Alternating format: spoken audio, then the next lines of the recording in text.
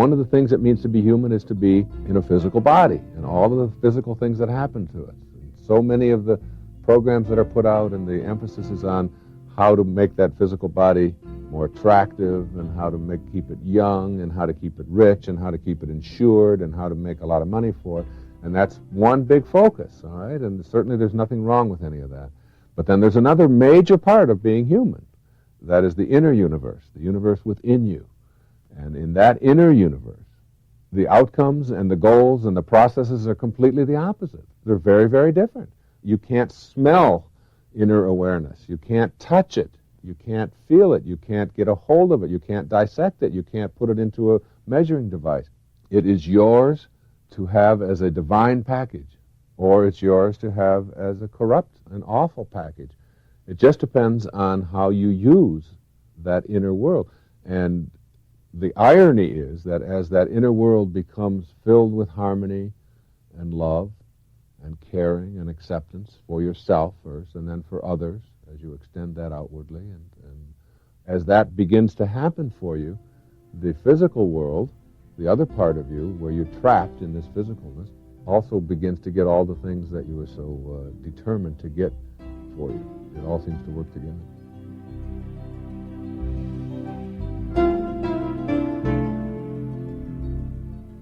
You can learn to make your inner world work for you so that you'll be a success in any area, whether it has to do with business, family and love relationships, or personal achievements of any sort. In The Universe Within You, you'll discover the secret source of strength available to all of us if we just know how to tap into it.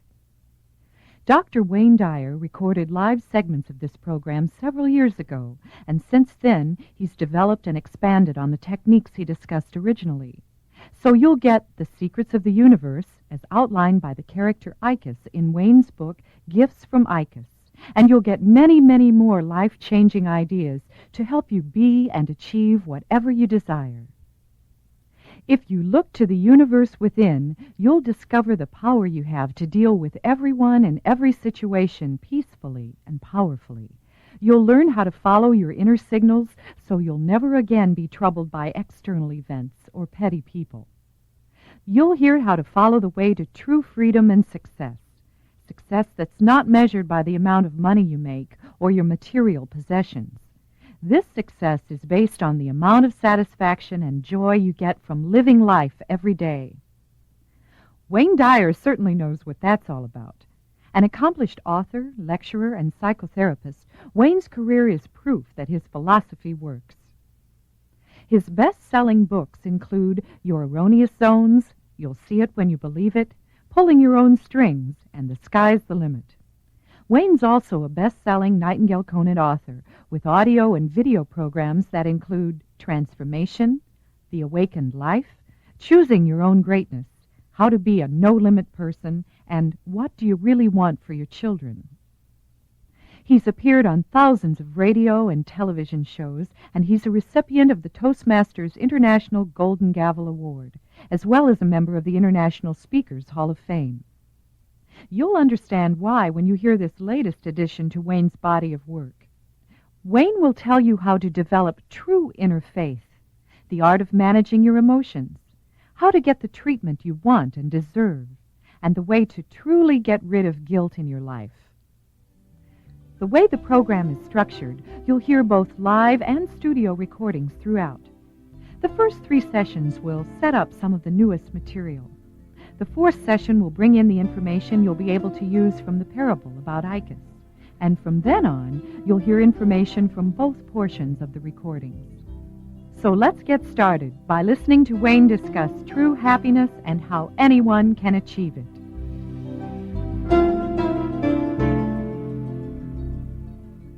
Happiness is available for you anytime you want it, whether you're cleaning out your closet, whether you're sitting on the can, whether you're changing your baby's diaper, whether you're working on a project that is exciting for you, whether you're going on a camping trip, whatever it is that you're doing, that happiness is something that's available to you. Normal people don't speak the kind of language I'm talking transcendent kind of language, that when you're around these kind of people, they inspire you, even if they're not even trying to convince you of anything. They They have an aura almost about them that you know you're around a special human being. It's like their presence motivates because they transcend the typical. They transcend the normal and go into areas that no one ever dreamt of before and don't even think about the consequences of whether it's going to work or not work. That isn't even an issue for them. A man of knowledge, Carlos Castaneda wrote about in A Separate Reality. He said a man of knowledge lives by acting, not by thinking about acting, and not by wishing that he had done something that he hadn't. He said a man of knowledge understands that what we're doing in life really doesn't matter.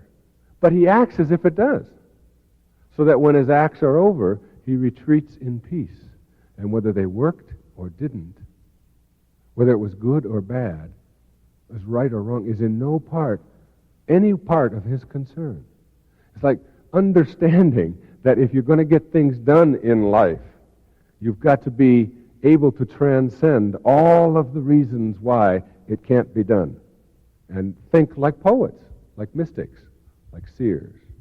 They feel a sense of mission about their life. They feel on target with, they're not always saying, well, what is my mission and where am I going to go and what's it going to be like? And so they don't do that.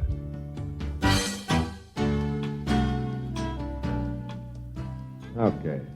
Again, the question, what are the specifics? And I am determined that I'm going to lay these on you because I've been thinking about them a lot in my life, helping people to manage their own emotions, teaching people to not be victims, and to the point of getting where there are no limits to your thinking, possibility thinking, whatever you want to call it. And we've looked at people in the world who seem to be operating at this level over and over and over again.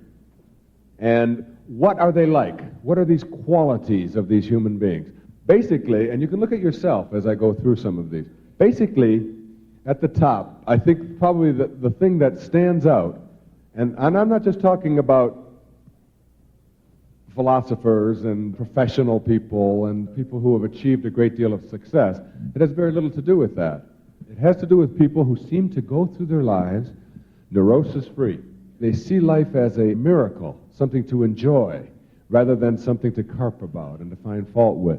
That no matter what the problems that come along in their lives, these people somehow seem to be problem solvers. They seem to be able to get out of the way of all of the stuff that boggles down so many of us. They just almost bypass it. They let it go past them.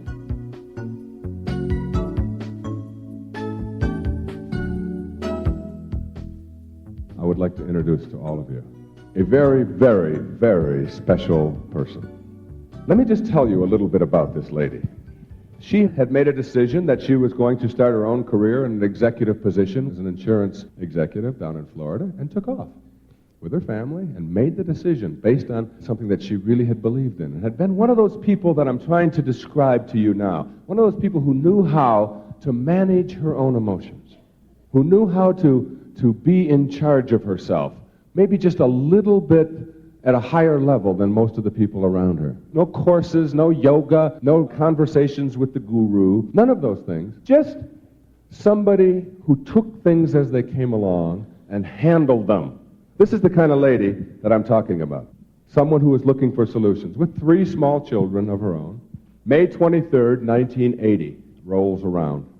Sharon is on her way home, driving in Florida, 11:30, 12 o'clock at night.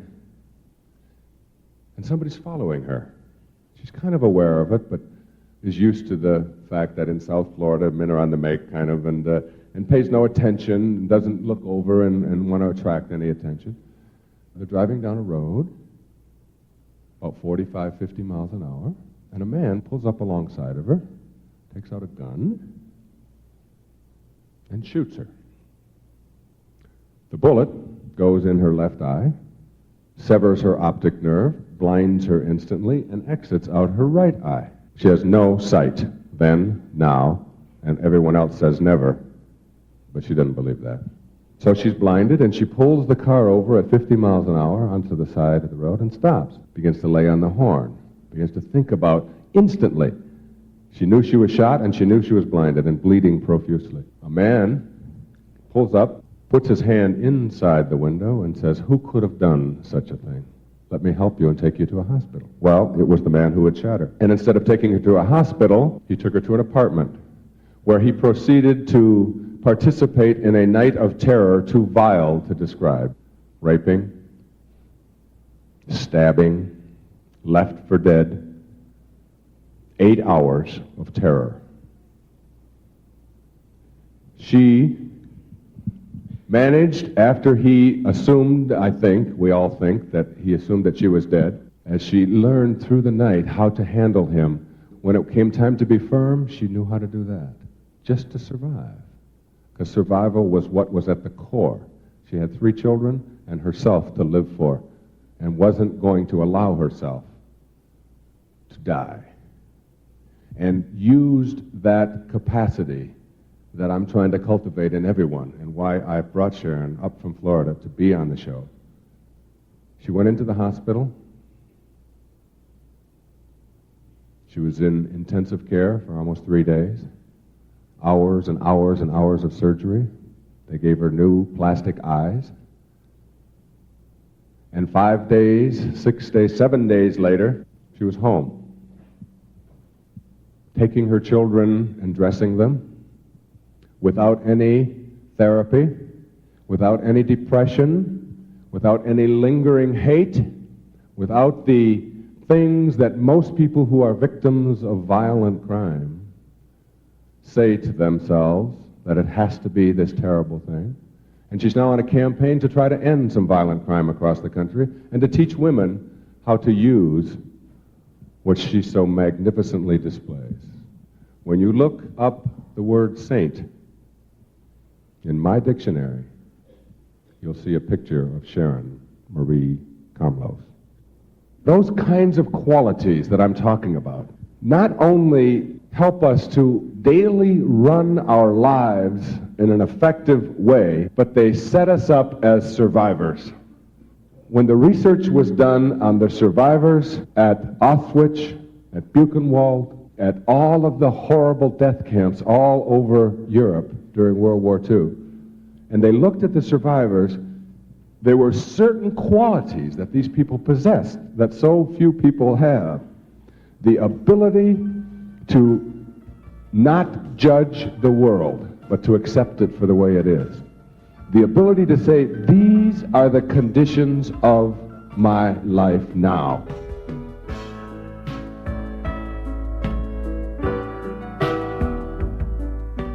There are people who seem to be cursed with an awful lot of bad luck, what we call bad luck, whose relationships don't work, who have financial problems, who perhaps are restricted in wheelchairs or physically in some way incapacitated. And tragedy seems to be on every doorstep of their life. And yet it's amazing when you meet people who have had these kinds of conditions, how some people who've gone through those horrible conditions will curse it and be angry with it. And so their life, where they do all of their living, which is again is in the mind, is filled with despair.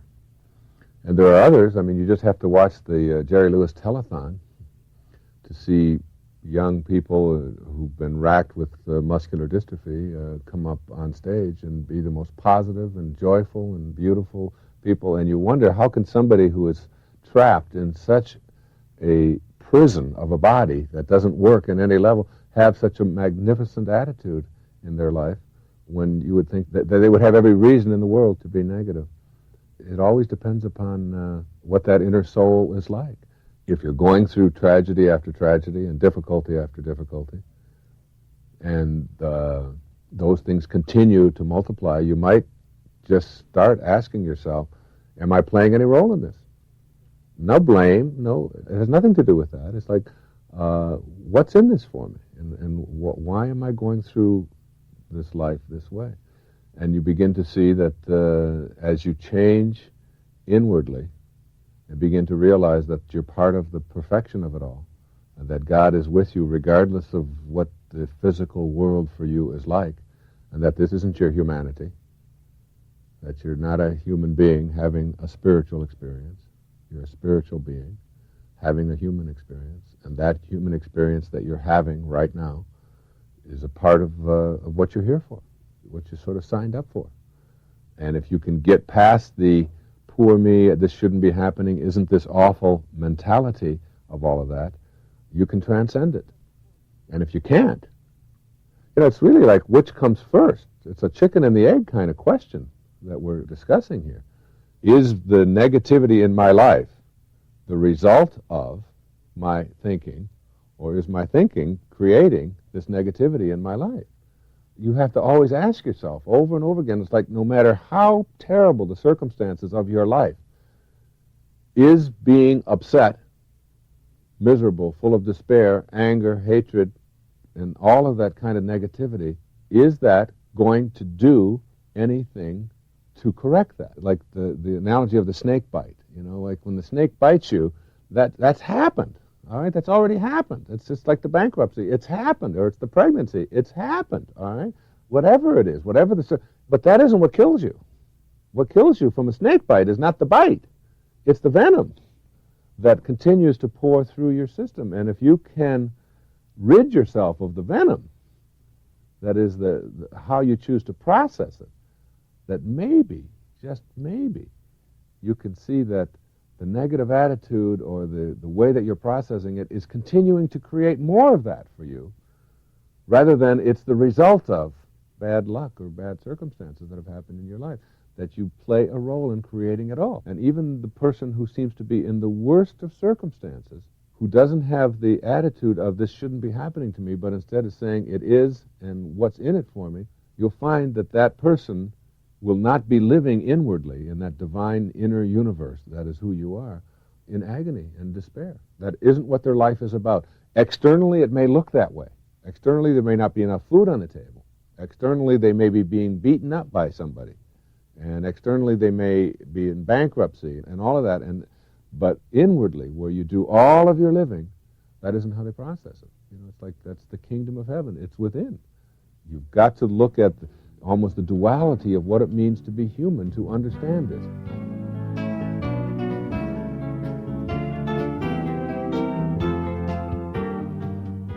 These emotions are funny things.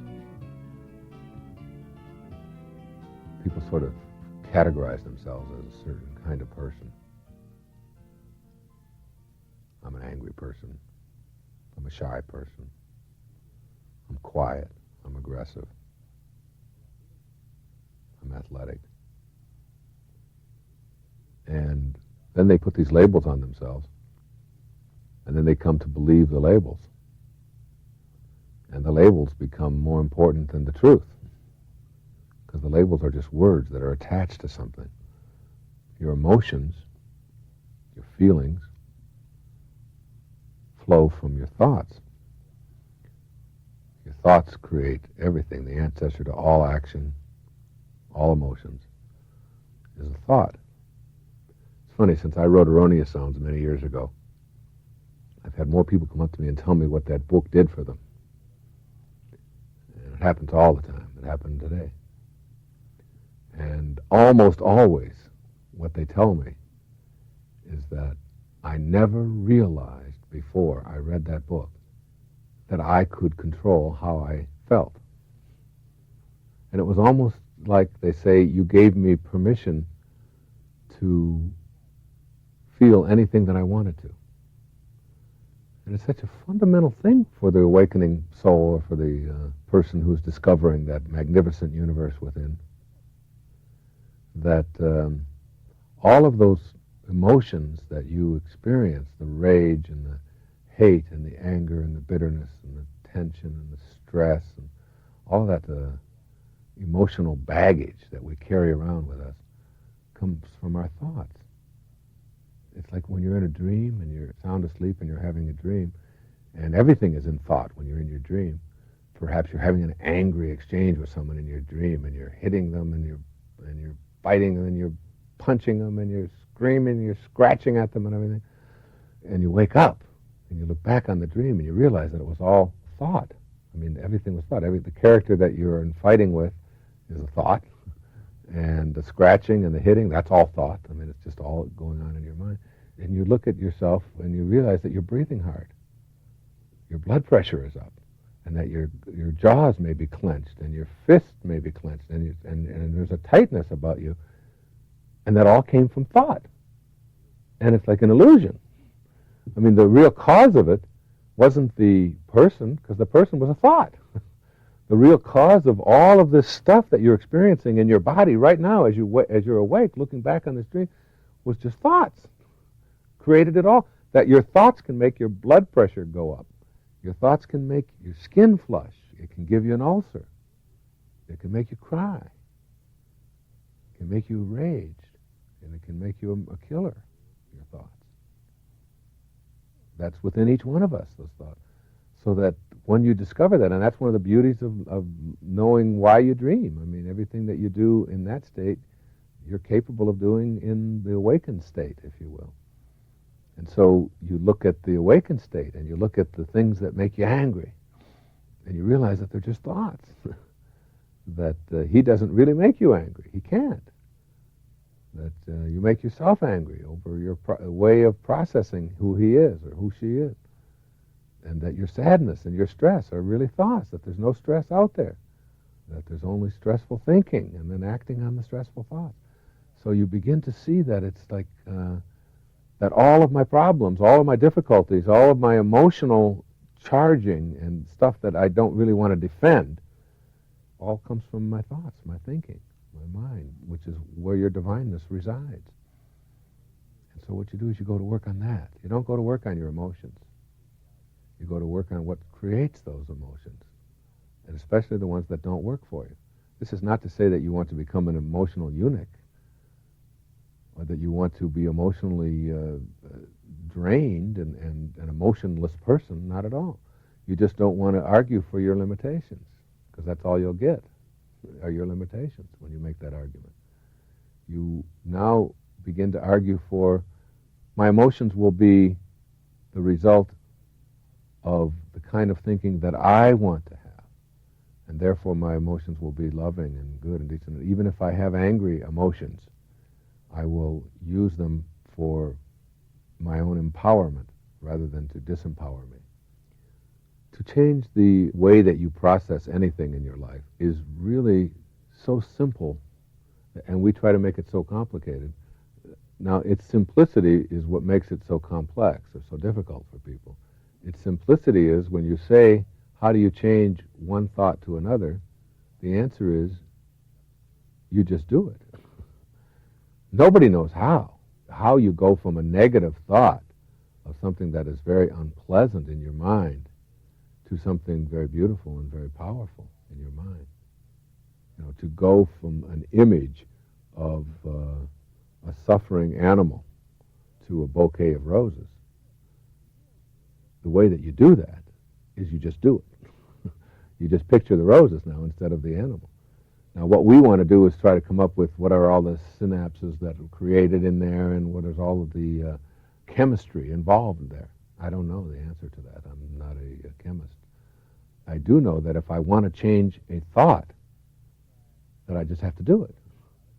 And it's just like I tell people, if you want to quit smoking, I mean, the way you do it is you stop putting cigarettes in your mouth. If you want to quit habit of nail biting, then you keep your fingers out of your mouth. If you want to change the habit of processing the world in a negative way, then you change the negative thoughts. You change the way you process. And how you do it is that you simply do it. How you sustain it is through being aware of what kind of thoughts are creating that in the first place. If it's so easy, why don't people do it? The answer to that is because the payoffs for not doing it are greater than the payoffs are for doing it. If you are able to manipulate and control somebody through your anger, and you're not able to manipulate and control them through your gentleness, and manipulating and controlling people is on your agenda, then that's what you're going to do. Now, if you get that off of your agenda, or if you realize that that agenda is keeping me from relating to the people the way I would like to, and it's going to end up in another divorce or in another painful experience for me, and if you can recognize that, and sometimes you have to go through several of those before you get it, then you stop. There's a payoff for all of that. So yes, it's easier to be Christ-like. It really and truly is. It's easier to be Buddha-like. But the payoffs for that in a world where people are still trying to manipulate and control others and acquire for themselves and get on outcome isn't nearly as great.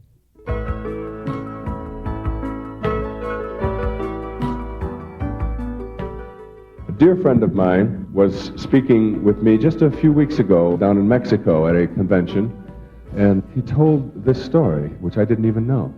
He went to the doctor and he found out that he had cancer, and a kind of severe kind of cancer for a man his age.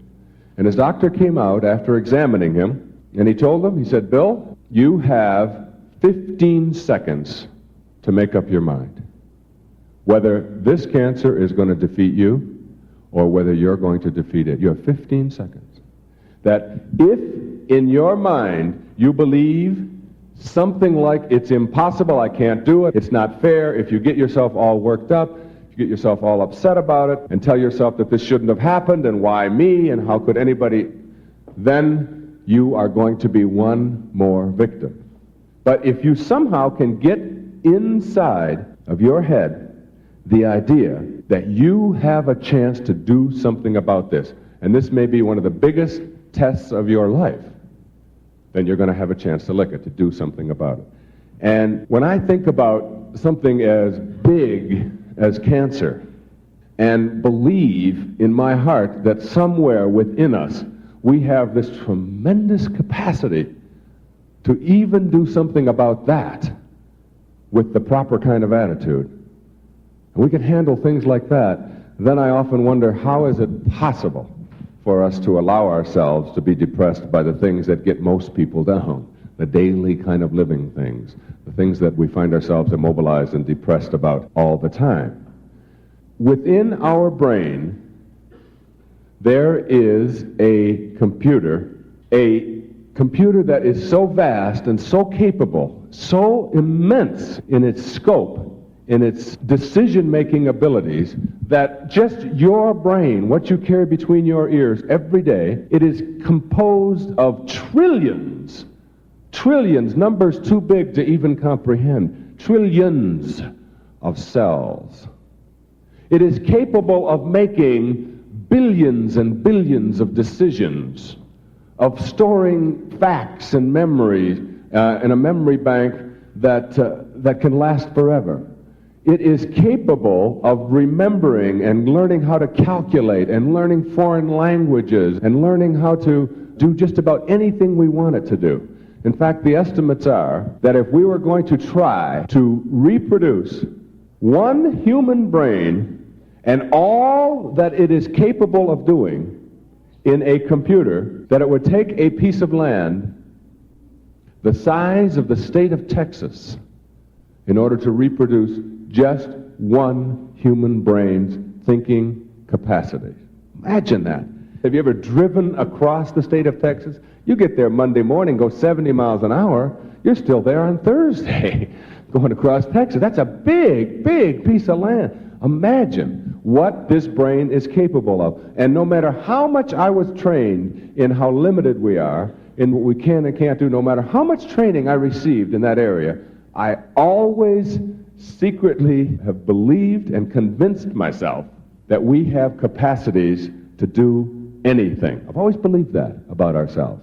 I mean, I think we have capacities within us to heal scars that we think are there forever.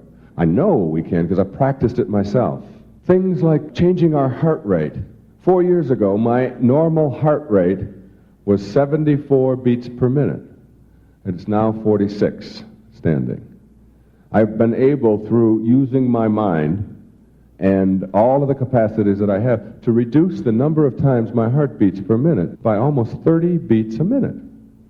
Now, that may seem like an insignificant thing to you, but when you think about the statistic that 1 man out of 5 in our culture has a heart attack before the age of 60, 1 out of every 5, largely because of the way that they use their brain in taking care of their heart and taking care of their body. I believed that pain, I used to test myself in the dentist's office, which is a good place to test yourself. I'm not talking easy tests here now, okay? I'm talking testing yourself in the dentist office. And I used to tell people, go into the dentist office and sit down and make the drill be something that triggers the most wonderful sexual experience of your life. But only when the drill is on. All right, as soon as it goes off, the image goes out. I mean, I would go into the dentist and he would drill and drill and he'd say, okay, I'm done now. I said, could you drill another 15 or 20 seconds for me, please? I mean, I was just about ready and then you stop. Really? You can train your mind to do that. It's up to you. Or you can go to the dentist with these kinds of expectations. Oh my God, this is really gonna hurt. This is gonna be awful. I hate going to the dentist. I hate having that drill go on. It scares me. And use your mind. It's a wonderful way to use your state of Texas.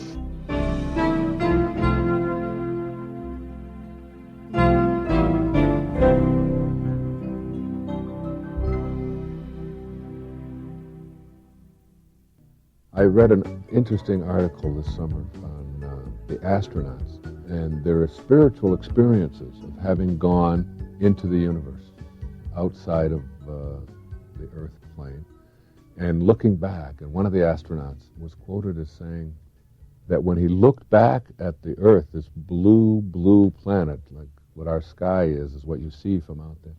And you look then in one direction, you see Earth and this tiny, tiny little dot, this blue dot, and then you look out the other way and you see an infinite number of worlds, and you look all around you and you're surrounded by this infinity of this universe. He said, I realized that there's an intelligence to this system, that it is an intelligent system that is all absolutely, and he's like, it happened for him in a moment, this instantaneous kind of realization that there's an intelligence to all of this, that the intelligence that is a part of the universe, or that allows the universe to work. Again, the label isn't important. He said it made him realize that it's all working absolutely perfectly and that it's all on purpose and that all of it has a purpose. Well, I have discovered that most people really don't believe they have a purpose, or they spend a big hunk of their life trying to discover their purpose, or they will find so many events transpiring in their life that seem to be inconsistent with any kind of grander purpose, that it's impossible for them to accept that this is anything but just one grand accident. I know it's not an accident. And once you discover your purpose, and the way that you discover that, that's that secret source. So that's the secret force, if you will, that is within you at all times, this invisible, silent, empty space that is a part of every one of us. That is what allows us to be. My own development is probably just as appropriate to talk about here as anything on these tapes, because I often think to myself that if I can do it coming from where I came from, that anybody can. I come from impoverished beginnings, a child who never had an allowance in his life, didn't even know what it was. When other kids would talk about my allowance, I didn't know anything about that because there just wasn't anybody there to give me an allowance. The people that were there didn't have it to give away anyway. So it was very, very early in my own development that I learned the secrets of being my own person and my own strengths. That internal kind of knowingness isn't something I believe that I learned somewhere along the line through some magical, instantaneous kind of revelation. It was something that I believe I showed up with here. And that I think that every single person has that capacity for, but they don't seem to choose it. And it's like knowing that you have that inner strength, and knowing that nobody else can make you unhappy, and knowing that no circumstance out there is too big for you to handle, and knowing that when you go off to sleep at night, no matter what has happened all day long, that you still only have yourself to live with, and that very private inner world wherein you talk to yourself, and we call this self-talk or whatever you want to call it. All of us do this all the time. We have these conversations with ourselves, which is really two people. We are having a conversation with ourselves, and we do this all the time. And what the quality of those conversations are, how you process the daily events of your life and all of the things that are happening to you, is really the secret source of enormous strength. And then, as you get a little older, you begin to put a label on that. You begin to identify that in some way as something that is more than just an intuitive way of processing the world in a positive direction. It's more than that. You begin to realize that you're not alone. And a lot of people believe that they are alone in the world, and that this inner world of thought, and this inner world of power and of inner conviction, or whatever you want to call it, is something that you can rely on, but it's not just something that you're alone with. And as I got older and more experienced in it, I began to see that that I believe I have someone with me, or guides with me, or some kind of help available to me at all times. And it's just really a question of whether you decide to believe it or don't believe it. It isn't anything we can put to a double-blind study and have a scientist come up and say, no, this doesn't exist or that doesn't exist. It's just a knowing. And when you have that guide, and almost all of the great spiritual masters and the great religions and so on, when you begin to study them, as I have done in more recent years in my life, and written books about them and produced tapes about them, you begin to discover that the greatest thinkers, the great contributors, all have this sort of inner knowing that they're not alone, that help is available to you. Help in the form of whatever you want to call it isn't even relevant. If you want to call it God, or you want to call it Buddha, or you want to call it Christ, or you want to call it spirituality or consciousness or whatever, it isn't the label that's important. It's the experience of it. And it's the knowing that it's there, and knowing that you can go there at any time. An hour ago, from right this minute that I'm talking right now, I was on an airplane flying into Chicago. And I knew I was going to spend part of the day today talking about some of these kinds of things. And anybody out there listening can relate to this. If you're in your car, you're on your way perhaps to a conference, or you're on your way to a meeting with a sales director, or you've got an inventory meeting that you've got to discuss, or you've got some kind of conflict, you've got to see a patient that maybe you're not sure, whatever it may be, there's something on the horizon for you that you have to do. And there are ways to approach that, just like there was for me on this plane. So 40 minutes before landing at O'Hare, I just decided that I would go within. I would go inside and have this guide, or this force, or this knowingness, this inner spirituality. And you begin to really rely on this, you see. You begin to know that it's there and it never fails you. I went into what most people walking up and down the aisles would have thought of was a meditation.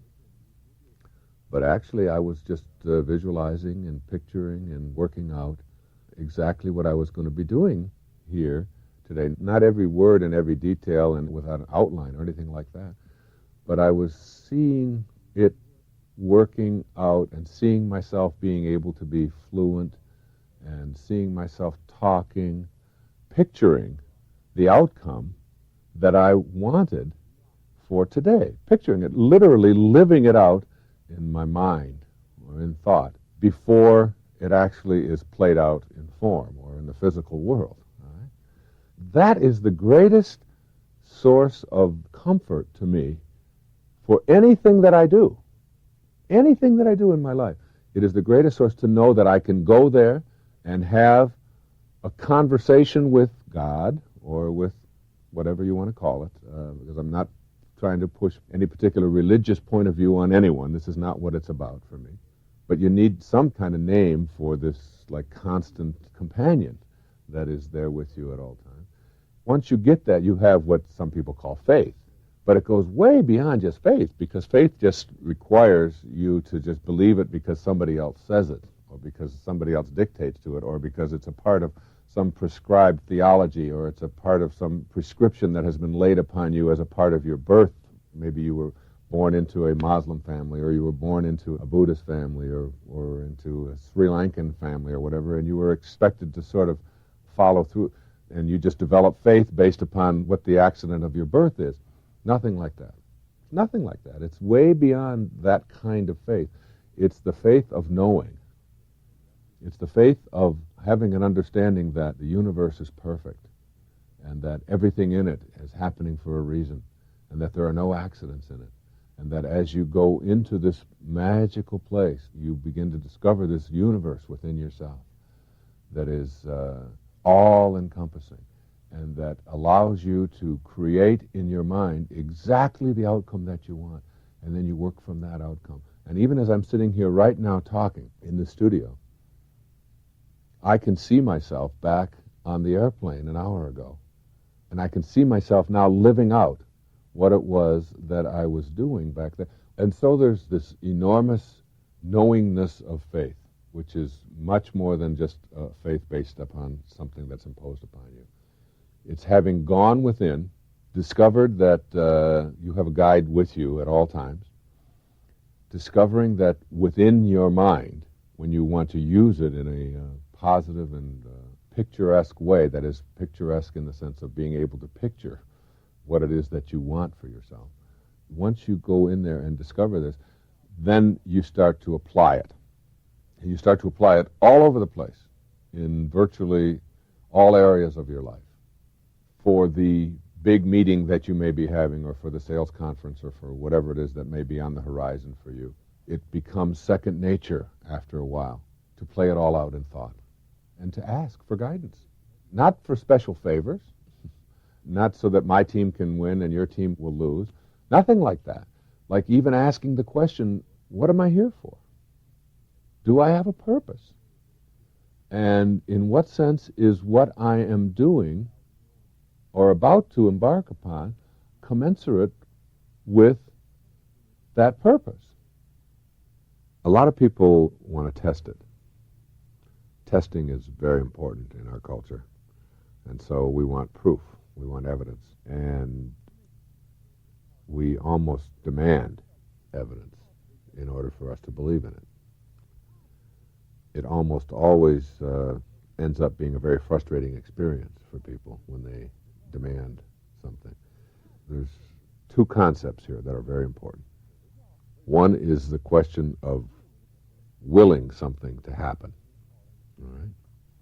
So what they think of when they think of having faith is that, all right, on August the 13th, if there really is a God, or if this really works, then I will get the phone call that will give me the biggest break of my life on August the 13th, and that's the way it's going to be. Or maybe even in just some small way, like on September 15th, I will get rid of this wart that's on my nose or something. So it's like willing things to happen in the universe. That will lead you to frustration and disbelief and an absence of faith, and the awakened life, or looking at life from the enlightened perspective that I'm talking about and discovering this inner universe, will always be like just outside of your grasp if you're testing God or testing the universe in some way. So that's like willing things to happen. Just through the power of my will, I can make it happen. The second principle here is what I call being willing. In this case, it's different than willing something to be. This is called being willing for it to be.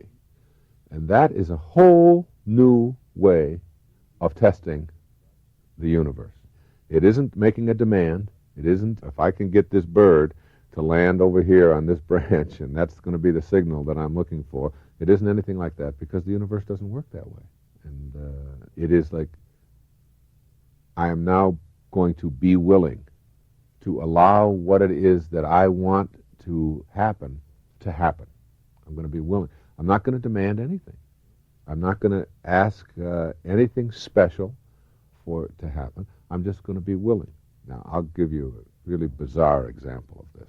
I was meditating on Maui this past summer, and I always went to this one particular spot under this particular tree branch. And I would lay under this branch, and I was trying to get a signal that I could do this, and even a signal that I'm on target here, that there's really something to it, because I would still have this like little elements of doubt that would creep in there. Maybe this isn't the right thing for me or whatever. And I would look at this flowers that were on the branch, and I could create such an energy in this meditation. I could open my eyes, literally meditate with my eyes open, and look at these flowers about 4 feet above my head that were growing on this particular tree that grows abundantly in Hawaii. So while I would lay on the ground with my eyes open in this meditative state where my arms would be real light and I would feel just peaceful and very harmonious and very loving and all those wonderful feelings that you feel when you're almost like in the presence of God, I was trying to see if I could use the power of just my mind and the energy to make one of those flowers. I mean, it's just a silly little thing I was doing in my mind, to make one of these flowers dislodge and come down, all right? And I did it day after day, and I said, now, if there's anything to this, all right, let's make this happen. Never happened. Never happened. And then I let go of that. I just let go of it altogether. I stopped making a demand on it, because I was meditating every single morning for an hour to 2 hours during the whole summer for 8 solid weeks. And then again at night. It was just a wonderful, wonderful time for me. I got out there about 3 days later, and I was just meditating. I was looking at this magnificent flower, and I had this enormous, wonderful, powerful sense of being in the presence of something. It was that exquisite feeling of like shivers going up and down your spine, and that real beautiful, beautiful feeling. And all of a sudden, the flower dislodged from the tree and landed right in my open hand.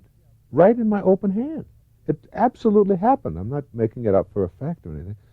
And I kept hearing the difference between willing something and being willing.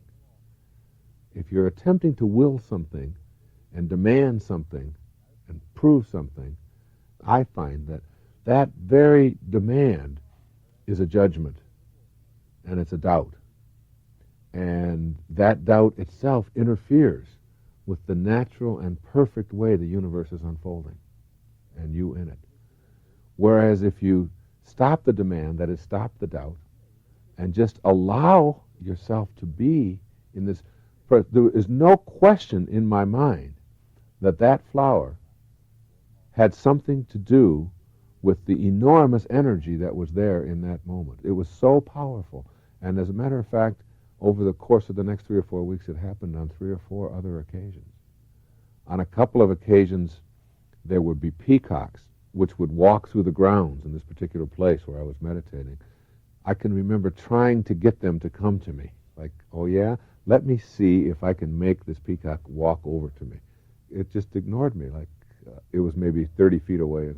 And then when I stopped that, stopped demanding anything, stopped trying to prove anything, and I just really, you must emit some kind of a different energy or a different feeling or whatever, because when I did that, almost every morning after doing that, the peacocks would come over and literally stand right next to me where I could touch them.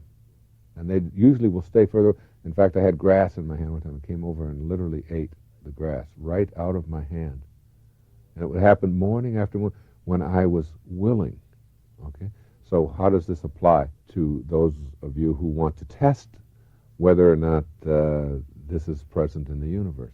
I'm saying to you, instead of willing it to happen in your mind, be willing to allow it to happen.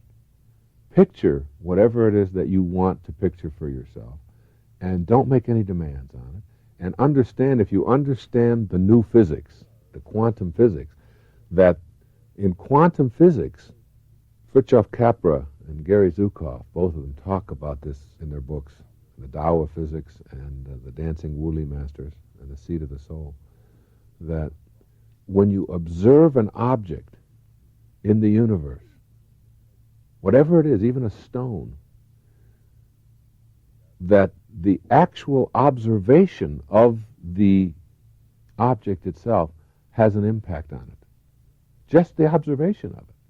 Your presence in and around any object in the universe at the tiniest, most subatomic level that you can get at they're discovering that just your presence of observing something has an effect on it. So if you are observing something with a demand, and you can come up from the quantum level through the subatomic, subatomic to subatomic to atomic to the physical world that you experience, understand that your demand or your observation of or your judgment of or your insistence upon is enough to keep it from happening and allowing it to unfold in its natural perfection. Whereas your willingness, that's the difference between faith and a demand.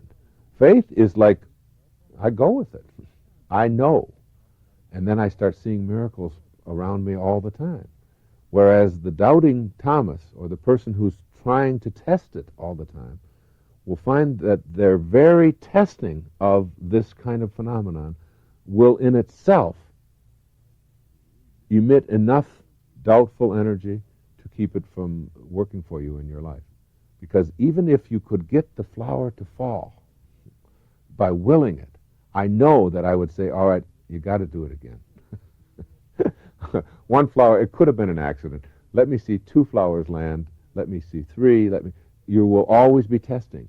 Whereas the faith that I am talking about is like you're being at one with this enormous harmony that is in the universe. You become very, very harmonious yourself, and you allow it all. You get the picture in your mind, and then you allow it to unfold. You don't interfere with its natural ability to unfold. Your doubt, your anger, your anything that is negative interferes with the natural unfolding of the universe. That's how I test. All right? That's how I learned, I guess, to stop testing. The morning before I was to give a talk, every year when I go to Maui, I give a talk at the Unity Church there on Maui as sort of my gift back to the island, because it's such a spiritual, beautiful place for me and for my family and my wife and children and all. We have such an exquisite time there. So I give something back, and it's like a free talk at the church. Anybody on the island that wants to come, and they advertise, and I do it every year. And the morning before I was ready, I go out and meditate about 5 o'clock in the morning, and I was meditating, and I had the most exquisite experience there. Almost like the answers came to me in not the form of a voice necessarily.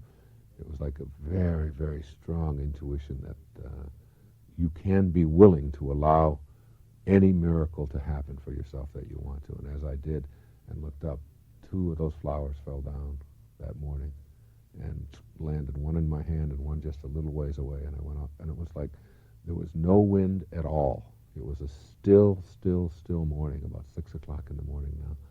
And I looked up, and where those 2 flowers had come off of the tree, it was like they were waving back and forth. They were moving very, very fast, even though there was no wind.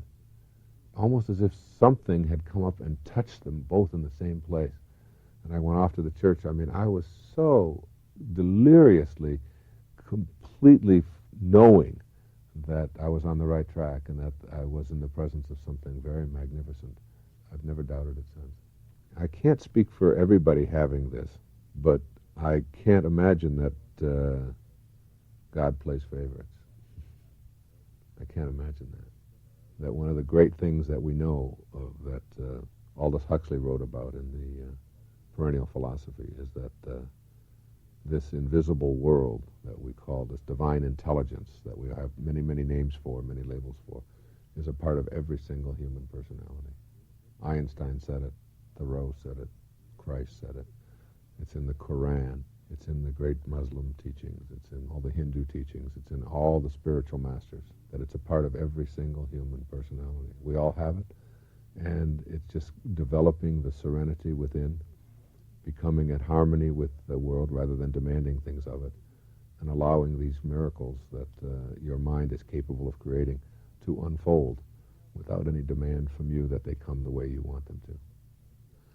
You'll find yourself meditating more all the time, not having to go into some deep meditative kind of experience where you have to be alone and you have to have no noise and you have to have all distractions removed and you have to have music playing or anything like that. You'll find yourself in 3 or 4 seconds being able to go into, wherever you are, being able to go into a peaceful meditative state and have God right there with you. You find yourself able to do that once you believe that God is there for you. Once you know that your guide and your multi-sensoriness that is beyond just your five senses, that there's a world beyond that. Once you believe that and know that, you'll be able to go there. And you will consult it often. And I would recommend that you do. Do it in the middle of a meeting. Excuse yourself and just go to the bathroom. And just go find a place that you can sit down for a few minutes and watch your breathing and close your eyes. Regroup yourself and get yourself very, very peaceful. Sometimes people will call me on the telephone right in the middle of when I'm doing this at my office. I'll just stop in the middle of whatever it is that I'm doing, and they'll call and say, "Wow, what were you doing? Were you sleeping?" I'll say, "No, I wasn't sleeping. I was just meditating." And I'll be very, very, there's no stress in your voice at all. You can go there at any time. There are many beautiful things that you can read. The libraries are filled with wonderful books, and more of them are coming out all the time. And you'll find yourself doing that more and more. You'll find yourself excited about going to some of the material that you'll find for yourself in your life. I mean, reading the Bhagavad Gita was like that for me. Writing, you'll see it when you believe it, was like that for me. And even now, I still go back and read it all the time. And many, many other fine things, of course, written by many great scholars. Tapes are another phenomenal thing that you can listen to at any time. Very often when I run, I put a tape in and I just let Earl's voice, my dear friend Earl, who passed on not too long ago, who I'm with very often in my meditations, and can see him right there, and even guides me and talks to me. It's magnificent, because you know that you can't kill thought, you can only kill form. And Earl Nightingale is there with me very often. It's like learning to be quietly in a room alone, learning to allow yourself the serenity of doing that. You can also, with the people that you love, just have quiet time together. Instead of having a television on, you can just hold each other for, even if it's only for 5 minutes time. Just put your arms around the person that you love and just hold them and tell them that you love them and that you're glad that they're in your life. That's a powerful little thing to do. With your children, you can just hold their hand for a few minutes and squeeze them real hard and tell them how great they are, or go for a little walk with them, or go look at a flower with them. On the job, you can develop a real sense of serenity by doing something really unexpected in the direction of being gentle and kind. If you're a macho guy who's never done it before, bring in some flowers for someone that you really care about, or send them a little note, or leave them a donut in the morning and just say, just to let you know I appreciate you. Those are the kinds of little tiny things. They may not sound like much, but all of those kinds of actions which are in the direction of giving rather than receiving are indications of your spiritual advancement, and you're coming in contact with that beautiful, endless universe within you, the universe of love and harmony.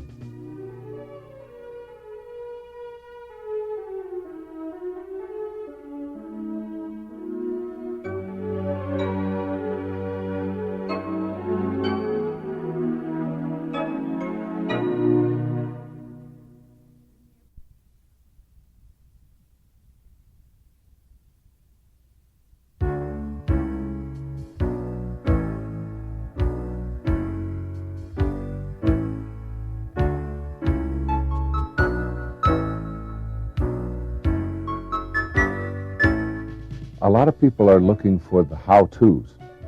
How can I become a more spiritual person? Or how can I find my purpose? And they start with the way that they learn anything. Problem-solving logic. A plus B plus C plus D equals whatever it is, and you just go through the steps. It's not like that. When you consider that everything that you have done in your life has led you up until this moment that you have right now. And all of the things that you have assessed to be negative, all of the addictions perhaps that you've had, all of the problems you've had in your marriages, all the problems you've had with your children, all of the weight problems perhaps that you've had, all of the difficulties that have come your way, the financial concerns and the bankruptcies and all of the stuff that if you were to reach into your bag, you could pull out this whole bag full negative stuff. You get to a point that the Buddhists call satori, S-A-T-O-R-I, satori. It means instant enlightenment. Instant enlightenment. And the Buddhists believe, by and large, that enlightenment is something that happens in instants. It happens in moments. It's like, I've talked about it some of my other tapes, about going through the gate. You know, it's like on one side of the gate is the path that is strewn with thorns, all right? And there's all of the stuff that I have just described. And then there's this gate ahead of you. And then on the other side of the gate is this garden. And there's this flowers, and it's just magnificent, and there's happiness, and there's bliss, and there's fulfillment, and there's all of this wonderful stuff on the other side. But you can't get through the gate. And then comes the moment in your life when you go through the gate. You just go through. You know, the thorns that were there don't matter anymore. The obstacles are no longer obstacles. It's just and it's like, boom, instantaneously, you are now on a different path altogether. I can tell you that for those of you who are struggling and trying to find a formula and trying to get it all into A, B, C, D, E, F, it isn't that way. First of all of the thorns and all of the obstacles that have been created in your life are there for a reason, even though that's a hard thing for us to accept. There's something to be learned from each one of those. And so instead of saying, how can I avoid these in the future, you reprocess your life in a different way and say, I created this for what reason? And I'm going through this because, and you fill in the blanks, or the lesson in this for me is, all right, instead of why is this happening to me and isn't this awful, and so on. And then satori happens. And I mean, that was very revealing for me to read about this instant enlightenment, because every major change that I've made in my life, I mean, they don't seem like big changes, but the changes that I've made happened in instants. I mean, just in seconds. I used to be addicted to diet soda, which I've talked about on some of my other tapes. When I stopped it for the last time, which was about 2.5 years ago, we were driving up the coast of Florida with my family, my wife and 6 or 7 children, whatever we had at that time, and we were going to spend a weekend just away for, it was in April. And I stopped to get my fix, which was a couple of 6-packs of diet soda, okay? And I was putting them in the refrigerator when we got to the condo that we were renting for the long weekend. My wife said to me, in her most endearing and loving and kind, accepting way, when are you going to stop drinking that crap? Or something to that effect.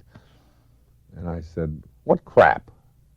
She said, that brown water that you put into your body, you know, by the gallon every day, that has no value at all to the human being whatsoever. It has absolutely no nutritional value of any kind. When are you going to stop with that? I said, I don't drink that. She said, what do you mean you don't drink it? I said, I don't drink that. I just got that for the kids in case they get thirsty over the weekend. Oh, you don't drink it? I said, no, I don't drink it anymore. And I never had another one. Never. And I've never looked back, and I've never thought, oh, this is agonizing, and isn't this difficult, or I'm going through withdrawals or whatever. I walked away from it. I walked away from something in that instant, and it was like an awakening. And then I went within and had that absolute faith that I will never go back to that again. It's just a part of me that is no longer there. Now, in the physical world of changes that I have made, I can remember when I first decided that I was going to start running and exercising and get myself in shape instead of being overweight and out of shape like I had been, in an instant. And it was a doctor at a hospital where I wasn't a patient. I was working there. I was training the staff in group therapy at North Shore Hospital on Long Island. And this doctor said one thing to me. He said, if you continue on the path that you're on, you're going to be a candidate for a heart attack in 5 years. He wasn't trying to be helpful to me. He wasn't anything. He just was making a statement. And that evening, I went out and I ran for the first time as an adult.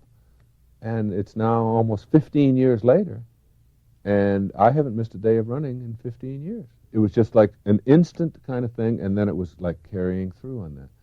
And I mean, that really flies in the face of a lot of the stuff that we hear all the time about you have to have a goal, and you have to have a plan, and you have to get it all figured out, and you have to work step by step by step.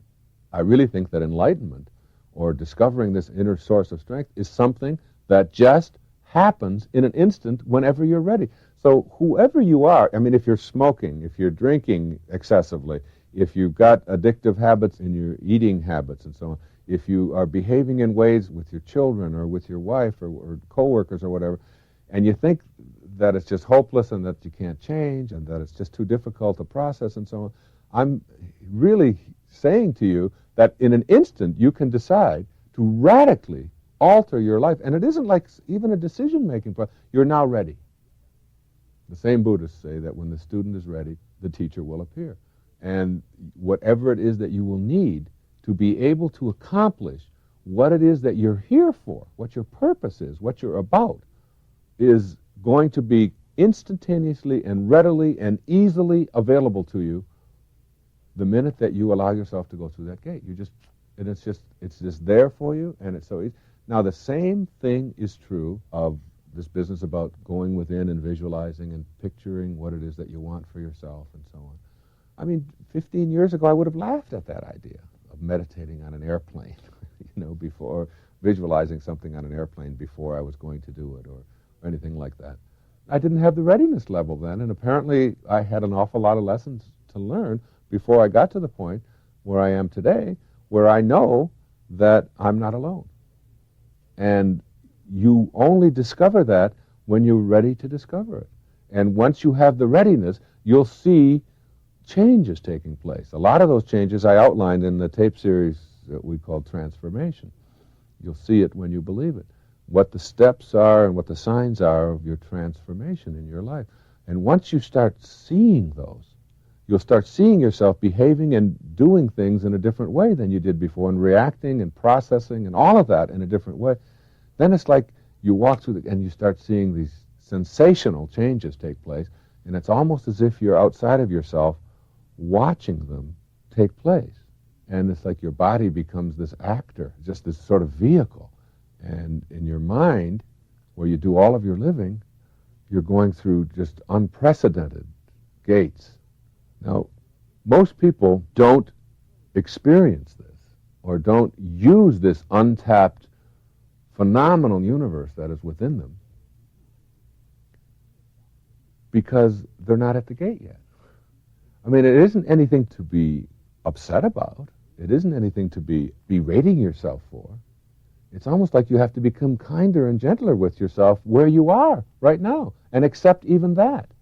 And as you do less of the judgmental stuff towards yourself, you can almost see down the road or see into the future. And as you look into the future, you can perhaps see yourself behaving in a way that is maybe without the cigarette, or maybe trim, or maybe at the head of your corporation, or maybe in a relationship in your marriage that is really working and where you really have great togetherness and harmony, and it's not a marriage as much as it is a spiritual partnership. You can literally see it down the road and then come out of that picture in your mind and realize that you're not there yet.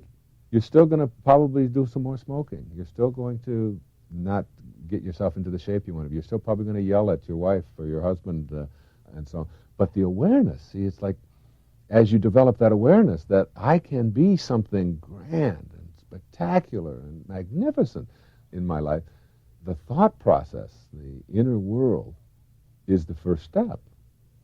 And because the ancestor to every action is a thought. As you're using your mind in new ways, you're creating a whole new universe within, and that whole new universe within is just a precursor to the universe of your physical world. And if you're not doing that, I recommend that you discover that inner secret and go within, and I can, perhaps give some specifics on how to do that. But don't discount the whole powerful notion of satori, of instant awakening. When I talk about instant awakening or satori, I'm not talking about eliminating the powerful human will to change and choice making. It's not like you're out of control. When this instant awakening happens, like when I close the refrigerator on that brown water, I totally made the choice. What I know now is that all of the brown water that I had to drink in order to get to that point was a great blessing, was something that I was going through in order to get to this next step. And the next step wasn't just necessary to make my body healthier, but it was to prove that I can walk away from anything that isn't working or that isn't positive for myself. In any instant, all I have to do is have the readiness. The readiness is within me. For those who have real logical sort of left brain minds, the dilemma is always, if I'm acting out a script, and the script has already been written and there's an intelligence about this and that everything happens for a reason, then I must not have a free will, and therefore I'll just sort of sit back and sit in a cave and allow the world to transpire and allow my life to take place, and I'm really not in charge of it. You know, that's the great dilemma that a lot of people face until they get to the point where they realize that both things are operating at the same time. And you have to live with that duality or that polarity of being in charge and not being in charge, of being doomed to make choices. You learn to live with that paradox. It's the reason for the smirk on the face of the Buddha. You know, it's when you get used to it and live with it, it becomes almost delicious and exciting to know that you are at the same moment acting out a much grander scheme, and at the very same moment you're making all the choices within it all at the same time. And you can fight with that one forever and not get any place with it. What I suggest is that you know that every step along the way that you're making, along the path, all the obstacles, all the things that you're going through at this moment, that what you do is you start to process them a little bit differently. And process them not in terms of why do I have to do this and why isn't my life working out or why are things so negative and so on, but process it a little differently in that, why am I choosing this? Why am I participating in this now? What do I have to get out of this? What is the lesson in it for me? And as you do that, you find yourself moving more and more towards the gate. And then when you come up to the gate, you just sort of slam it shut behind you and you never look back again. And that's when you know that you're not alone. That's when you know that for whatever help that you are looking for or whatever guidance you're seeking or whatever road you want to travel, that there's another world other than the world of the five senses. That the five sensory beings, if you will, are the ones who just only believe in what they see and believe that the senses are the limitations of their universe. And those are the same people who, before the invention of the microscope, would have laughed and scoffed at the existence of microscopic life. And these are the same people, these five sensory beings. Whatever they believe in is limited by the sophistication of our measuring devices. If you can't see microscopic life, then obviously it can't exist. But, oh, here's a microscope. Oh, now it's something I can believe in. And so their beliefs are constantly being altered by new levels of being able to measure things. All right? And then there's the multisensory beings, or the beings who believe in things that are invisible, like myself, who don't need to have a measuring device to know that it exists, because you can't measure your thoughts, and you can't measure spirit, and you can't measure consciousness, and you can't measure soul. These are just sort of abstractions. But we all know that we think and that we have thoughts. The multisensory person is someone who absolutely and completely knows that there's guidance and help there, whereas the five sensory being says, no, the limits of your help are just exactly what you can do with your hands and with your eyes and with your ears and so on. And I happen to be one of those multisensory beings who doesn't need a measuring device, even though I believe one will be forthcoming in years to come, to prove the existence of the soul or to prove the existence of divine intervention or divineness as a part of your humanity. I know it. It works for me. I go there all the time. Those people who don't ever experience that in their life are just not experiencing it because they choose to only restrict themselves to whatever they can experience with their five senses. Anything else just doesn't make any sense. And those people very often, and I was one of those people at one time in my life, I was one of those people who denied the existence of God or a spiritual sense to people. And now it's just so blatantly obvious to me. So all I can say to those people who don't get it and who don't go within and who don't discover it is that you may or may not ever get it. It may happen for you in an instant.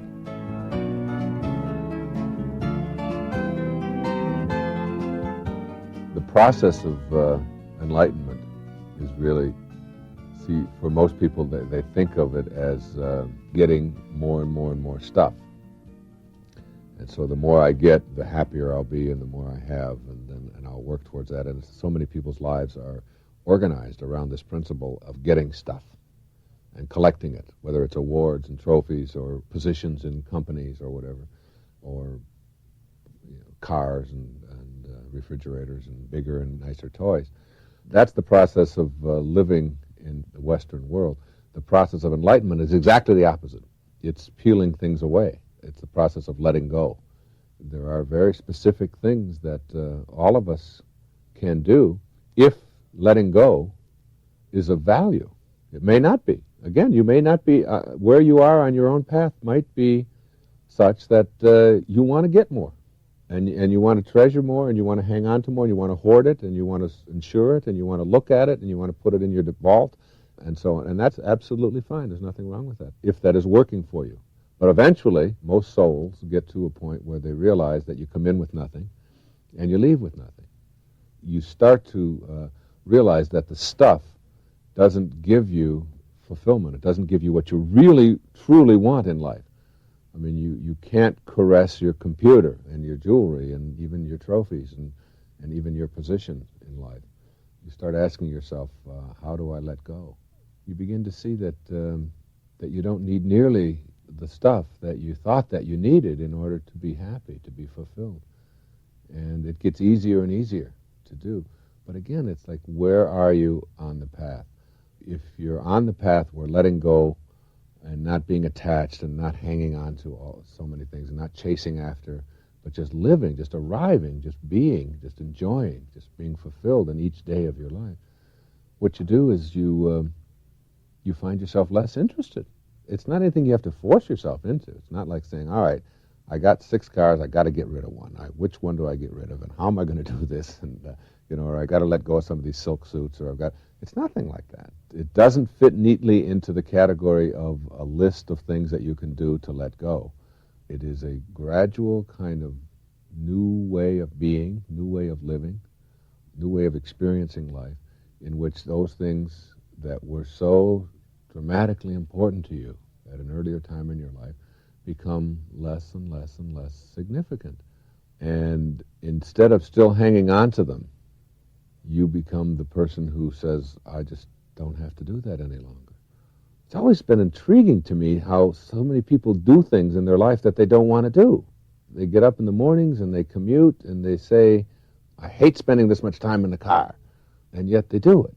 They do it in the morning and they do it at night, and they're cursing this long commute that they have every day. Or they get up in the morning and they put on a shirt and then they put on a tie, and they tie this thing tight around their neck and go into wherever it is that they go, whether it's into courtrooms to work or into business or wherever it is, with this tight, constricting thing called a tie around their neck. And if you ask like 99% of the men in this country, do you like wearing a tie? Virtually all of them say, no, and yet 99% of them do. And the person you're listening to now is someone who doesn't. And I found it very easy to stop. I mean, it was like that satori. It was that instant kind of thing. One day I just threw out all my ties. I wasn't motivated to do it. I didn't gradually do it. I didn't take the wide ones and then the narrow ones and then the color. I just walked away from them. I walked away from tie-ness in my life. It just didn't make any sense to me to think that you can get any work done when you're feeling constricted in any way. So I decided for myself that wasn't going to be my way of being. And I got myself out of the commuting business. But I had to go through it to realize that I didn't want it. And so I shed myself of that and gradually got to a point where I realized that each day of my life is my own work of art unfolding. It is my life unfolding, doing it exactly as I want to. You may be listening to this and thinking, yes, but I'm in a situation where those kinds of things are impossible. But they're not impossible in your mind, you see. They're not impossible in your soul. And just ask your guide that. Just believe that God is with you. And check that out. And then go in your mind and live your day out the way you want to live it out. Just in your mind first. Stay on the train. put another tie on, put a little tighter so that you realize that it's something that you maybe don't want to have. And play the game that you're playing. Continue to play the game in your physical world, but understand that the ancestor to every action is a thought. So start with pictures of how you want your life to go and how free you want it to be. Reread Walden. Reread Thoreau, Going to Walden, and why he went there. To suck the marrow out of life, to live deliberately, to be encumbered by nothing and no one. Experience that in your mind, just in your mind. Give yourself a half an hour a day to really go within and dress and act and behave and have your relationships and have your business and even your financial affairs exactly the way you want them, just in your mind first, all right? And so you start to picture that. Now that's the step. It's like, when anybody tells me they're quitting smoking but they're still smoking, but they're thinking about it, I say, great, you're on your way. You have to think about it first. The thought process is very important. So even if it takes years to think about it, picture yourself. And after a while, count on this. This is one of the secrets of the universe. It's one of the most important lessons that you can learn in life. If you think about it long enough, if you picture it, you will have to act on it because you can't act on anything else. So get the picture. Get the picture. And as you get that picture, you find yourself shedding things. And then you start practicing doing that. You get rid of some of the stuff. You don't place as much importance on it. You start realizing what's really important in your life. And you start living it that way. It's not a magic formula. It's not something that I'm able to say because I'm Wayne Dyer. It's something that I have lived from the moment that I showed up on this planet and have known that within me, I have the power to create anything I want in my mind. And whatever I create in my mind and keep there, I will have to act upon. I mean, I taught at a university for 7 years in New York, which were wonderful years.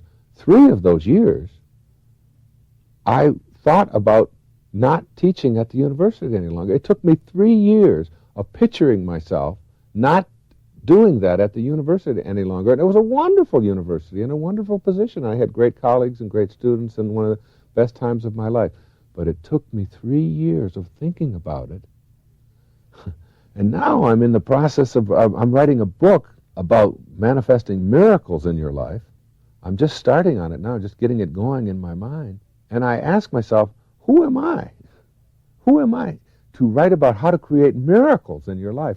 What gives me the authority to be a miracle maker? And yet I've created miracles over and over and over again in my life. And I don't even know that I have the physical tools, that I have the intellectual capacity, that I have the discipline to sit down and do it again and write another book like that. I don't even know any of that. All I know is that I've got the idea in my mind. And I pictured myself doing it. And I wrote the outline, and I sent it into a publisher, and they gave me a wonderful advance, and they think it's a terrific idea. It's still all in the thought stage. There's not a page written. It's all in the thought stage. And yet I can see that book in my mind as clearly. I can tell you what color it's going to be. I can tell you pretty much how long it's going to be. It's all in my mind now. It may take me a year or two of just continually picturing it until Satori will arrive. And I'll walk into my office one day, and I'll sit down, and I'll start on it. Writing the outline for it was just like this for me. I was meditating on Maui, and just sitting in this meditation and asking myself, can I really and truly do this? I mean, this is the greatest undertaking of my life, to write about this sort of thing, miracle making and real magic. And all of a sudden, in my meditation came a voice, literally a voice. It said, do it. Now. Do it.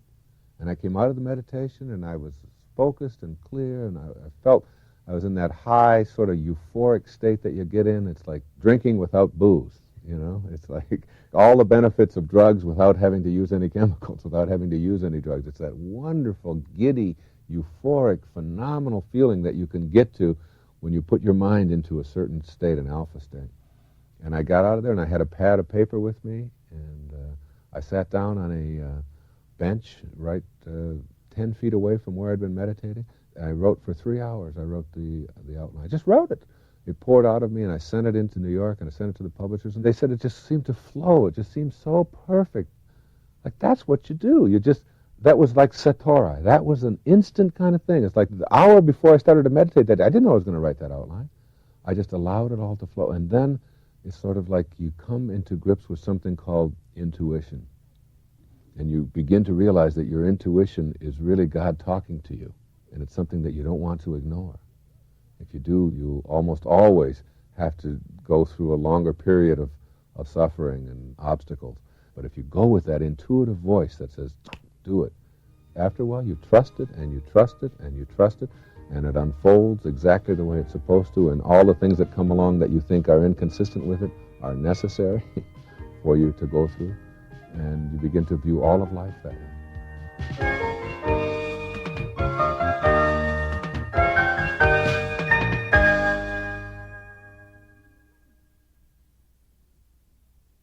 This is the end of Side 3. Side 4 is already queued up for your listening.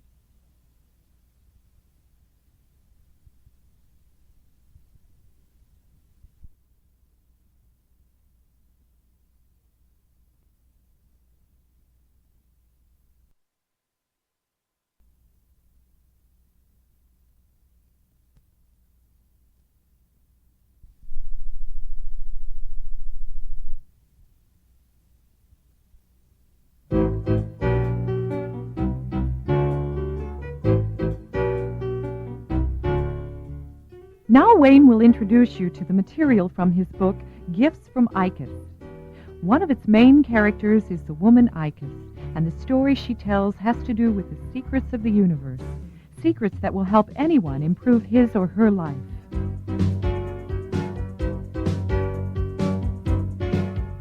This novel takes place on another planet. See what you think of this. This is a Voyager who winds up on this planet, Uranus, and finds out that he's on a planet that is exactly like Earth. It's a duplicate of Earth. Duplicate planet. Everything is the same. Okay? Everything's the same. Except that the people he notices as he checks into a Holiday Inn, they have those little brown kind of shampoo bottles, the miniature ones, that Sassoon puts out. Checks out. Everything's the same.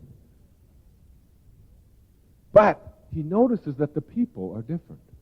And the only difference, it turns out, as he discovers it, is that the people on Uranus are neurotic by their reality. They have to be. They can't help it. It's the way things are. Because the first encounter is with this woman named Icus, who gives the anxiety attack report right after the weather.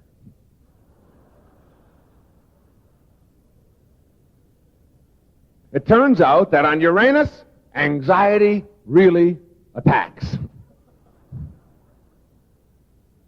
Right? So you have to be on guard for it all the time. You've got to buy your Valium and get it ready in case an unexpected attack of anxiety comes over the mountains. So you can't figure this out. Starts talking to this person. Finds out that, you see, people on Earth, as he is talking to this woman, Icus, who is the only character in the book, talks to her about, like, people have anxiety attacks on Earth, too. And well, of course, anxiety. But anxiety doesn't really attack, and she can't quite understand that, you see. So it's like when you begin to look at the difference between Uranus and Earth, you find that people are guilty on Uranus too. But guilt serves a purpose. Because if you feel guilty long enough on Uranus, you get to go into rewind. You go backwards, you get to do it over. Oh, yeah, it's great. It's great. Makes a lot of sense. See, then you'll hear people on Uranus saying, you should have done it this way. If only you would have listened to me. And that makes sense there, because if you say you should have, you would have, you could have enough, you get to go back, do it over, and fix it. I didn't like the way I talked to my mother. I shouldn't have talked to her that way. That's right. You shouldn't have talked to her that way. That's right. backwards, do it over. Mom, yeah, you're really a nice lady. And get to do it over. There's no guilt serves a purpose. Okay? It's a great idea. Rewind would be great, wouldn't it? Because you hear people talking like we have rewind all the time. Oh, yeah, sure. You hear it everywhere. Yeah, I went up to give a speech up in Minnesota, arrived there. The guy that picked me up at the airport, I said, look, these leaves. I haven't seen leaves changing in a long time. This is really beautiful. So can you just go a little slow? I'd like to see these. I live down in Florida where, he said, Doc, he said, that's nothing. You should have been here last week.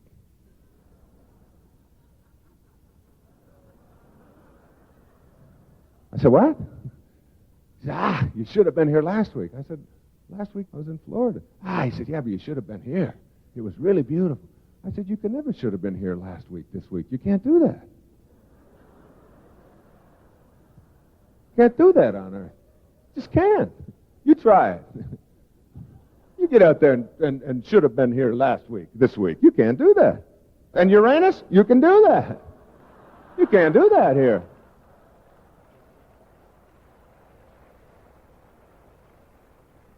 I don't want to be told what I should have done. When your kids come home at 5 and they were supposed to have called at 3, and you tell them you should have called at 3, they know they're talking to a banana. They know that. They can't say anything, but they know. And you hear people talking. Wait a second, close the doors here. Close the doors.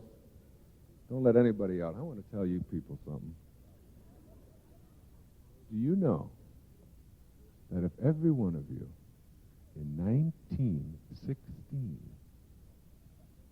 if you'd have bought 5 shares, Coca-Cola, 5 shares of Coca-Cola, you'd be millionaires today. Millionaires. I know some of you weren't alive in 1916. But you could have been.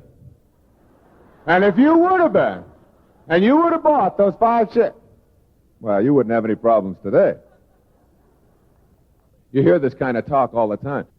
Now, on Uranus, people there have phobias just like we have.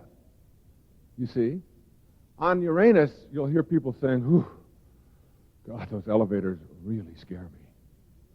Interesting thing is that elevators on Earth don't scare anybody. Yet people say it all the time. The elevator really scares me. Really frightens me. On Uranus, you get into an elevator, they're programmed to scare. All right? You get in and it goes, holy, what was that? That elevator really scared me. Not on Earth. It doesn't work that way.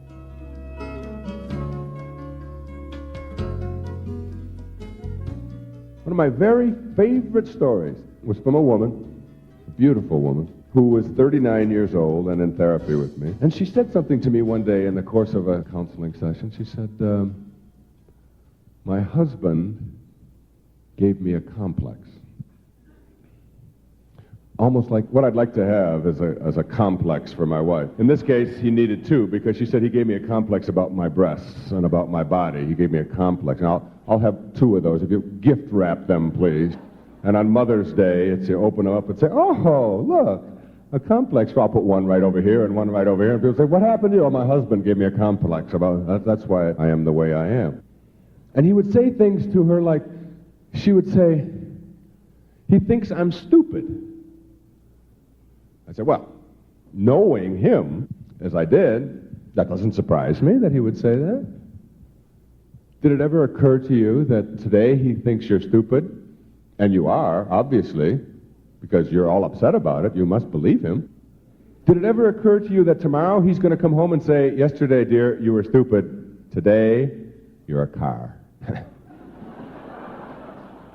Why not? He could do anything knowing this guy. I said, would you be a car if he came home and said you were a car? He said, well, no, don't be. I said, wait a second. What if he said, okay, get down on all fours. I got a funnel with me. And put a funnel in your ear and started pouring gasoline into you. Would you be a car then? She says, of course not. I'm not a car. Why are you stupid? She was the kind of person who would go to a party and someone would say, "Hey, stupid," and she would turn around. I didn't know they knew I was coming to this party. Right away looking. I mean, that's really what paranoia is. You see, people are always talking about you all the time. It's just a question of, what do you do with it? A fully functioning person walks down the street and somebody looks at him and that person says, "Of course they're talking about me. The only person around here worth being talked about." Probably got a lot of nice things to say about me. The neurotic says, "Oh my God, what are they saying about me? How could they be laughing about? That's not, and they get themselves all worked up." That's what paranoia is. The best definition I ever heard of it was something that Murray Banks told me. He said a woman was at the racetrack, and she walked up to somebody, she said, "Excuse me, do you have a safety pin, sir?" And he said, "No, I'm sorry, I don't." He walked up to somebody else, she got really nervous. "Excuse me, do you have a safety pin over here?" "No, I don't have one, I'm sorry." Suddenly, over the loudspeaker, she heard at the racetrack, "They're off!" And she fainted, okay? That's paranoia.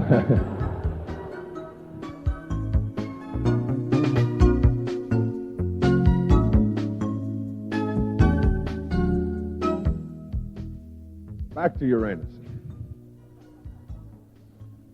If you believe that you can give somebody else a complex, or somebody else can give you a complex, you're in the wrong planet. Only on Uranus can you go in and order those things. And worry on Uranus is one of those things that exists because it's necessary. If you want to change something in the future, what you do is you worry about it, and then you can accelerate a computer terminal which will allow you the information to tell you whether or not the plane's going to crash. So you don't get on it if it's going to crash. You don't have any worries at all. I mean, if you worry has its own kind of inherent value. It keeps you from being neurotic. And on Earth, of course, worry is just another way of using up your present moments to be consumed about something in the future over which you have absolutely no control. So that's the first part of this book. Here's this wanderer arriving on this place, seeing all of these things, all these neurotic people, but having a reason for it all. Convinces Isis to come to Earth. All right? She arrives here, and it's like the middle third. This is very short. The middle third of it is her wandering around our planet, not being able to figure out why there's so many people here who are neurotic when they have no reason to be. Anxiety doesn't attack. Guilt doesn't change anything. You can't go into rewind while you're here. People have phobias because they choose to, yet they blame the snake, or they blame the elevator, or heights. They say, heights really scare me. Like, heights care? Heights don't care, folks. You're scared of heights because you choose to think that way when you get in high places, which isn't so bad. But don't blame the height unless you go to Uranus. On Uranus, mountaintops are on hinges, you see. That way, if you get too close to them, they kind of unhinge and scare the hell out of you. Oh, my God. But not on Earth. And, of course, the last third of it is like, here's a person who can only see reality as it is. And she's going to give advice to us, the secrets of the universe, if you will, on what can make our planet work at a whole new level if we were only reality-based instead of a non-reality based. That is, the problem with being neurotic is not that you're unhappy. It's just that you're wrong. Yeah, neurotics are just wrong. They say, you're hurting my feelings. That's just wrong. You're embarrassing me now. Now you're making me feel bad. Nobody can do that. You know, nobody, as Eleanor Roosevelt told us, can make a fool out of you without your consent. Nobody can do that. It's up to you.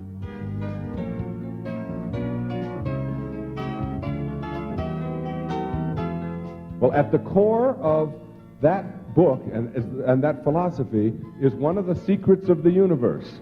One of the secrets, and I say it as a secret simply because hardly anybody seems to understand it. So it must be a secret. And that secret is that you get treated in life the way you teach people to treat you. Period. And if you don't like the way you're being treated in your life, the thing to do is to look at how you have taught people to treat you. Learning that essential message in your life, that the basic things that make people neurotic are not so much the way the world is, but the way we look at the world. They see reality for what it is, they just don't want to accept it. They look at the world, they see it for what it is, and then they complain about it. And they wish that it were different. If only you were more like me, then I wouldn't have to be upset at you right now. If only you were something different than what you are, I could be happier in my life. If only oil prices hadn't gone up. If only unemployment weren't the way it is. If only. They look at the world and they're always looking to blame somebody else. And you can tell by the very vocabulary that they use, by the very words that come out of their mouths. They say things like, I'm having an anxiety attack. Don't bother me now, please. I'm having an anxiety. What is that? There's no anxiety in the world. And it sure as hell doesn't attack. Go out and let's get some anxiety, bring it back here and here. Look at it, please. There's no anxiety in the world. There are only people thinking anxiously at any given minute in their lives. And the people who learn how not to think anxiously, regardless of the situation, no matter how terrible something may seem to you, the people who are able to do that in their daily lives, in everything, rising prices, taxes, unemployment, losing a job, your children disappointing you, somebody getting sick, someone close to you dying, someone flipping out and not doing things that you want them to do, the stove breaking, the kids not getting a good grade in school, all of the things that are what it means to be a human being. If you can learn how to handle those things, then when a crisis comes along, you have prepared yourself for being able to handle anything. If you are always shocked and taken back and finding yourself upset over things that happen in the world and wishing that it were different, these are the kind of people who become victims in virtually every situation.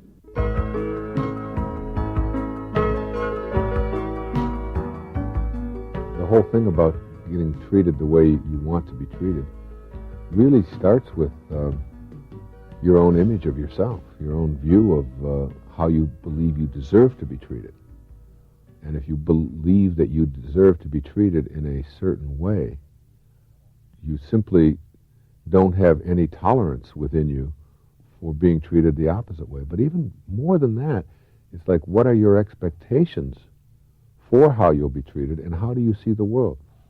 Before I started seeing the world as a harmonious, beautiful place filled with brotherhood. Now, there are a lot of you listening who say, yes, but what about all of the examples of the absence of brotherhood and the horrible way that people treat each other in our world? I would suggest that you really take a look at the facts and understand that for every act of hatred and aggression or racism or negativity in some way, that there's a million acts of love and harmony and goodness towards each other, and that there's a network of good guys in the world, and a very, very small number of really abusive people in comparison to the number of people who are doing terrific and wonderful things. The problem is that the horrible things that people do to each other make the news and get our attention, and we talk about all the time, whereas we just sort of take for granted whenever a hurricane happens that everybody bands together and just everybody helps each other out. When any crisis arises, when we need to raise money for something that happens in the community or whatever, as a people, we find the will and the way to make it happen through love and through caring and through decency. So I tend to view the world that way and believe that it's silly that we allow a very small percentage of people's crass behavior to dictate how we live and think. Even the whole problem with drugs and so on in the streets, to me it seems silly that we've allowed the streets to be taken over by 1% of the people when 99% of the people want to live together in harmony. And once we realize the strength that we have in those numbers, that we'll see those shifts taking place. In fact, I think we are seeing them take place. But I've noticed that since I have begun to view the world that way and view people, even people who are behaving in a negative way or in an abusive way, I have a tendency to think that they're still good people who are acting out in a way that really isn't reflective of their divineness and who they are. I found that I hardly ever run into it anymore.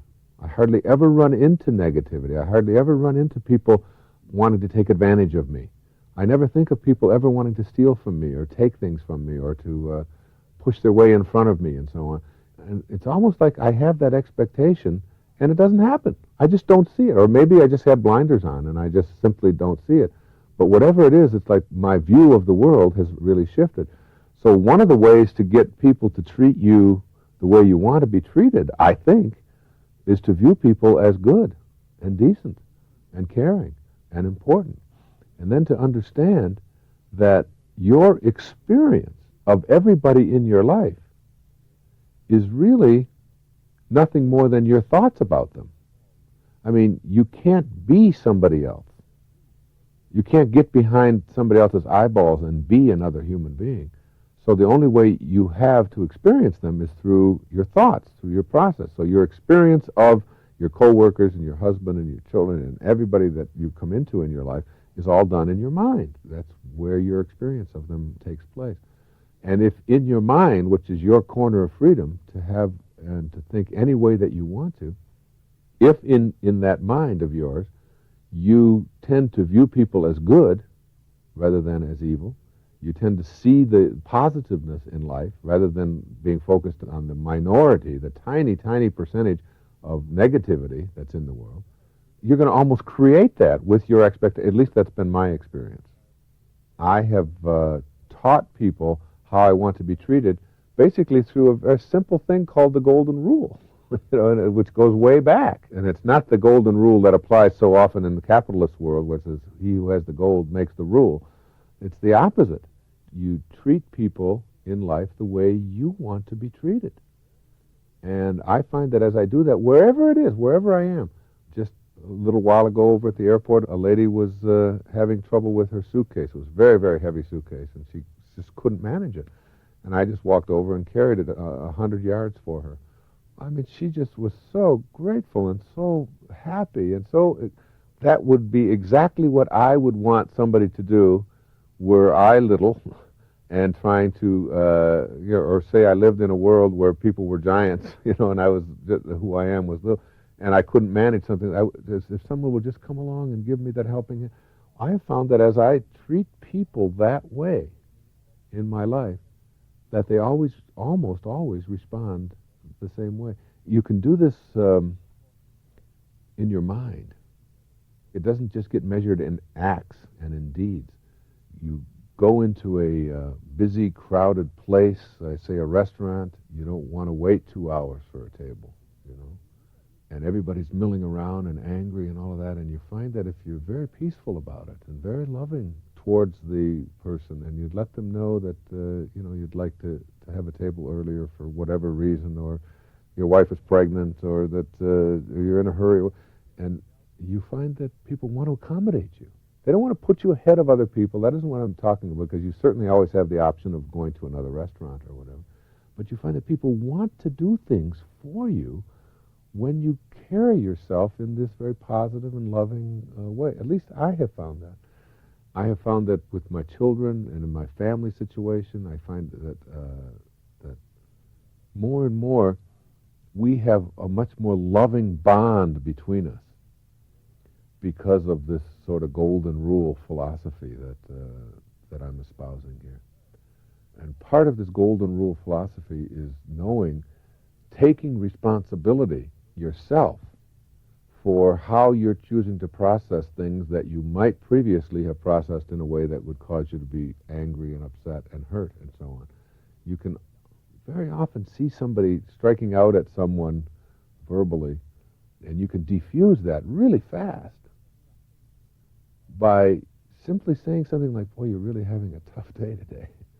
I see that you're really frustrated. There's so many things going wrong. Boy, it must be really tough to try to manage so many different people. And it's like all of a sudden one caring person has entered this person's life who everybody else thinks of as this abusive or nasty or whatever person. And all of a sudden that person is like, how can I help you? What can I do? Giving them something, whatever. It's like taking responsibility yourself for turning it around, And the more that you're able to do that and to approach situations in your life that way, it seems to me that the less likely that you're going to be somebody else's victim. See, the same thing applies to positions of authority when people are trying to manipulate and control you through their position in life or through their authority or whoever they are. Let's say you're going before the IRS and they have the authority on their side. Okay, they are the big guys and you're the little guy, and they've got the wheels of government and they've got all the threats and and they can throw you in jail or whatever. And yet I've been through many IRS audits, and everything that I'm saying here absolutely applies there. I have never come out of an IRS audit without the auditor and the accountant and all the people involved in it feeling very good towards me, because I just don't buy into the authority business or that anybody is any better than anybody else. If you're dealing with, say, a police officer who has just pulled you over for speed and is someone who is using their boots and their weapons and their holsters and their leather jackets and so on as a way of intimidating. You can't be intimidated if you don't choose intimidation as a response. And if you also get past the need to be right or to make somebody else wrong, if you're beyond that. In other words, if somebody is talking down at you and saying something really abusive towards you, and you feel that you're being treated in a way that you don't like, you have so many options available to you at a moment like that. One of them options is to get angry and to get into a confrontation and tell them off and to show them that they're not going to do that, and you'll probably end up with handcuffs on and being taken. There's another possibility. It's like to understand the reality of the situation that you're in, that this has nothing to do with you. This isn't who I am. I am not a speeder. That isn't my role in life. I mean, I know who I am, and I'm very comfortable with that, and I'm very at peace with that. And I believe that I'm a good person and a decent person. And it's like that belief, that self-image of who I am as a person, I take into every confrontation or every interaction, rather, that I have with everybody. And if that's intact, then that person's behavior is just his obnoxiousness coming out. It doesn't have anything to do with me. It's his stuff. He owns it all. And so I don't buy into any of it. Instead of responding with sir, I have you have no right to talk to me like that, I will respond with making it clear that this isn't my stuff. In other words, if you're talking, real abusive at me, my response would be, wow, you're really having a tough day. I was just maybe going over the speed limit, and but you see, I don't expect that. When I get pulled over, when I'm in a position of authority, when I'm applying for my driver's license, or when I'm in a bank, or when I'm dealing with somebody at a government office or an IRS thing or a police officer or whatever, I don't go into it making it a contest. It's never a contest. I'm not in a contest in life. I'm not in competition with anyone. I'm absolutely at peace and comfortable with who I am as a human being. And I bring that to those encounters. And when you bring that to those encounters, you get people who mellow out real fast and who are really decent to you. I can't tell you how many times I've been upgraded to first class on an airplane just because I've been nice to somebody, because I've done something where I've seen a situation that could become very volatile, and I diffuse it with just an act of caring, with an act of decency. And boom, all of a sudden I've got somebody who was an extremely abusive person very much on my side.